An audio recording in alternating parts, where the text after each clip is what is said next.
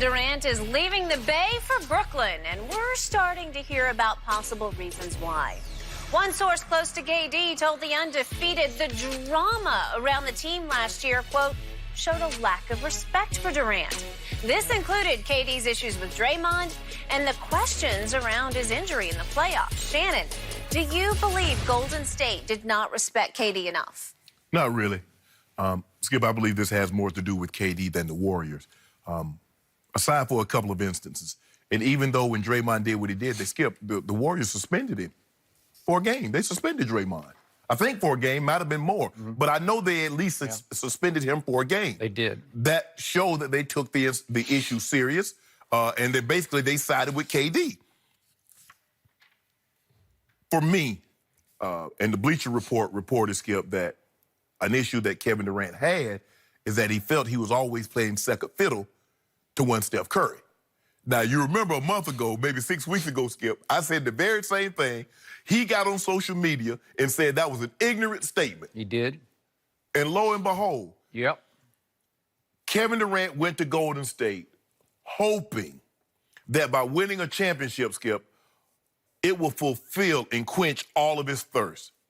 And from a basketball perspective, it did that. But there's a human side of this. Kevin Durant never got the appreciation that he thought he would get. He saw what happened when LeBron went to Miami. He's the best player. That was universally regarded. Once he won those titles, there was no question. He was the best player.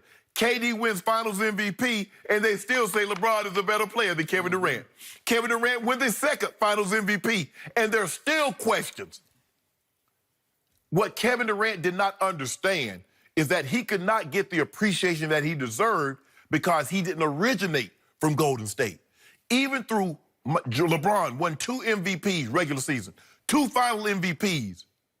The Miami Heat was Dwayne Wade's team. Miami is Wade County. Kevin Durant didn't understand that. He couldn't understand that. I'm better than he is. Everybody knows it. Klay Thompson comes out and says he's the best player in the league. He's the best player on our team. Yep. That wasn't good enough. It wasn't enough for the players that he wanted the fans to give him the love, the appreciation, the adoration that they bestow upon Steph. But the difference is, Skip, Steph got married in the Bay. Steph raised a family in the Bay. KD, you came in. He raised a generation of fans. Yes. So started from scratch, from the bottom up. And remember, they saw Steph and Klay and Draymond go through the trials. They weren't always 73-win team. They were not always a 60-plus win team. They saw them miss the playoffs. KD, you weren't there for the lean years. You were there for the good years. Now, it served them both well. Because I don't believe KD would have won a championship in OKC, and I don't believe Golden State was ever going to beat the Cleveland Cavaliers again. And they knew that, and they came together and found a perfect bond. Yep. But, Skip, what KD is searching for, he can possibly find it in Brooklyn. Because they never had a player like this. I mean, you got to go way back, and nobody remembered Dr. J. When he played for Skip, nobody remember that. But they remember Steph because he impacted the game, and he was there. And I'm sorry, KD, but this was always going to be the case. And it took you 3 years before you finally realized that. You sense a pattern here?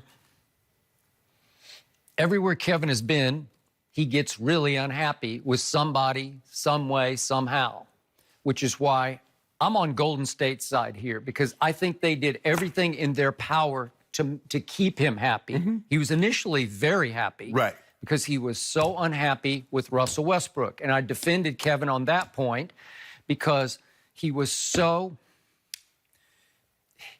devastated that Oklahoma City ownership and management always sided with Russell Westbrook as the 1 to Kevin's 1A. They wanted the ball in Russ's hands down the stretch.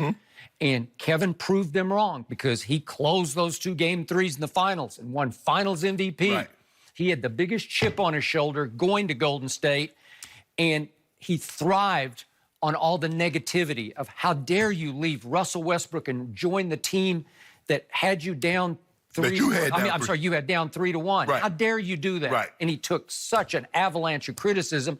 To his credit, he stood up to it and rose above it. 2 finals MVPs. But now we look back and we say, well, Kevin's always picking a fight with somebody because he needs to pick a fight with somebody, right? That's what he thrives on. He's always at odds with the media. He's picked lots of fights with me. He picked one with you. He's picked it with a lot of people. He bites the hand that feeds him. The classic story was at the All-Star weekend, the Friday big media session. After he had won the MVP. He'd won the MVP. But I don't know how many of those people out in that throng of reporters had voted for him. Probably all of them. All of them. At least 50. Right. And he says, you guys don't know anything about basketball, and I'm cleaning up the language, right? He said, you don't know bleep. Yeah, you don't know bleep about basketball. What? Wait, then why did we vote for you? I guess we picked the wrong guy, right? Yeah, LeBron said that earlier. Okay. LeBron said he should have won the MVP. So, you know, LeBron said they didn't know it. When he first went to Golden State, it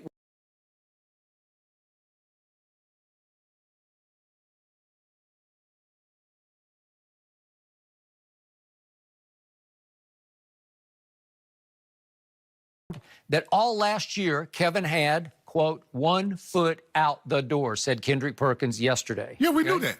Okay? I don't know how many times I used that line